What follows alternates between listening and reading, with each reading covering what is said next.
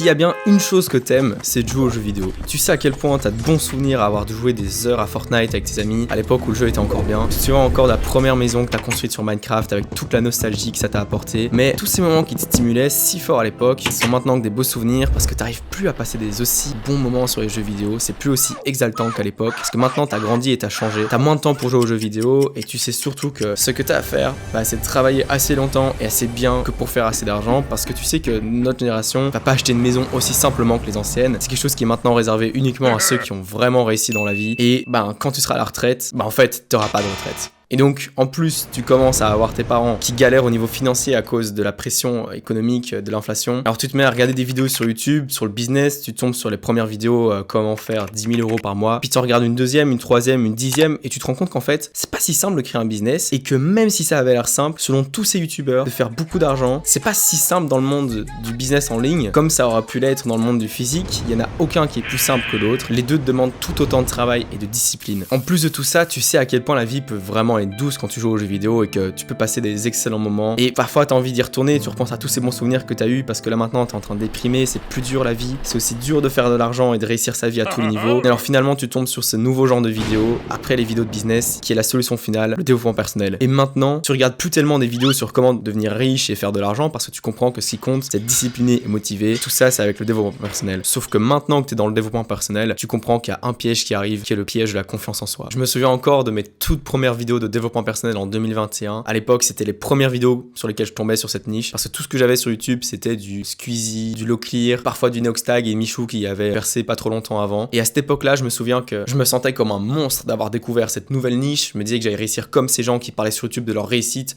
de toutes leurs victoires. Et s'il y a un message qui revenait tout le temps dans ces vidéos de développement personnel et de business en ligne, c'était toujours cette chose de se persuader qu'on allait réussir parce que ce qui compte, c'est être sûr de réussir pour aller jusqu'au bout de ses objectifs et de croire en soi. À force de l'avoir entendu, ce message, il est resté imprégné dans ma tête. Et j'aimais bien l'idée de me dire que de toute façon j'allais réussir, j'étais persuadé que j'allais réussir et donc je me sentais bien, j'étais confiant, j'étais heureux dans ma vie presque tous les jours parce que je me disais de toute façon un jour je vais réussir mes projets, tout ira bien pour moi. Au point où progressivement en fait j'ai juste oublié mes objectifs, j'ai oublié ce que je voulais accomplir, j'ai oublié comment l'accomplir. Et alors que cette idée était censée me faire des efforts coûte que coûte pour atteindre mes objectifs parce que de toute façon j'étais sûr que j'allais réussir, cette idée finalement elle m'a juste permis de procrastiner de manière totalement tranquille en me disant que de toute façon un jour je réussirais et que je réussisse aujourd'hui ou dans un an. En fait, ça change pas grand chose, mes objectifs, je pourrais les faire plus tard. Et ce piège dont je parle là maintenant, t'es probablement dedans là maintenant sans t'en rendre compte. T'es en train de minimiser tes efforts parce que peut-être que tu te dis qu'en fait, de toute façon, tu vas réussir plus tard. Et c'est vrai, si tu te persuades que tu vas réussir et que toute ta vie, tu te motives à réussir, tu vas réussir. Mais à partir du moment où ça devient une excuse pour procrastiner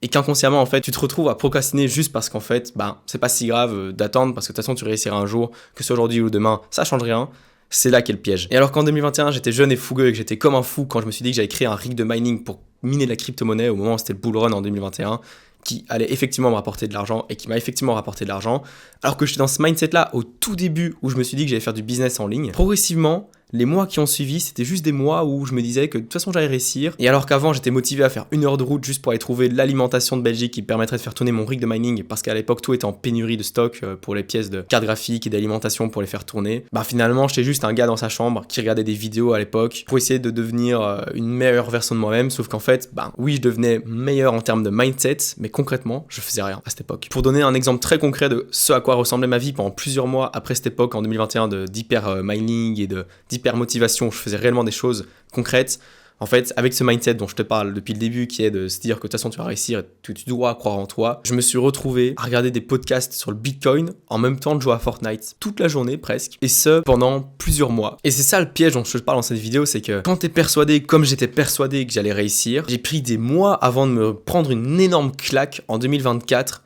où je me suis dit, en fait là maintenant, je suis juste un gars qui pense qu'il va réussir, qui essaie de pas trop en dire parce qu'évidemment faut rester un fantôme, faut pas trop dire ce qu'on veut faire, mais globalement je suis juste un mec qui oui a entendu énormément de choses dans le monde des réseaux par rapport au business, à l'entrepreneuriat, etc. Mais qu'est-ce que j'ai fait concrètement ? À part le rig de mining et quelques investissements, pas grand chose en fait. Et donc je me suis pris cette claque il y a 2 bonnes années qui m'ont polarisé dans l'autre sens, qui était de, au lieu de penser que j'allais réussir, je me suis dit qu'en fait j'avais peut-être raté ma vie si je faisais pas ce qu'il fallait pour la réussir. Et c'est à partir de ce moment-là où j'ai eu cette idée qu'en fait il fallait que j'arrête de croire en moi et dans le fait que j'allais d'office réussir et que je fasse juste ce qu'il faut qu'il soit fait. Et c'est à ce moment-là que je me suis mis à courir ces fameux ultra trails dont je parle tout le temps sur cette chaîne YouTube, que je me suis mis à faire ce micro-bachelier en neurosciences à Harvard à côté de mes études, et encore d'autres objectifs dont je pourrais parler dans quelques années quand ils seront complètement derrière moi. Et donc l'idée que je veux te faire passer dans cette vidéo, c'est qu'à partir du moment où t'es pas en train de te bouger pour réaliser tes objectifs, tu peux être sûr que ton objectif, il est pas prêt de se réaliser. Par contre, à partir du moment où tu te bouges pour tes objectifs, tu peux être sûr que ton objectif, il finira par se réaliser. Et donc c'est paradoxal avec ce que j'ai dit, c'est que le fait de croire et le fait d'être sûr que ton objectif va se réaliser, c'est important, oui, mais en fait, ce qui compte, c'est juste de te bouger, parce que c'est à partir du moment où tu fais des choses que tu peux dire, ah, peut-être que ça va fonctionner, mais prends pas trop la confiance sur le fait que tu vas réussir, parce que ce qui définit si tu vas réussir ou pas, finalement, c'est uniquement ce que tu fais au quotidien pour ton objectif, et rien d'autre, absolument rien d'autre. Et ce point-là qui va être hyper important, que je vais te dire là maintenant, et que je répète souvent sur ma chaîne YouTube, tellement c'est important, et que c'est finalement l'idée principale de cette vidéo, qui est que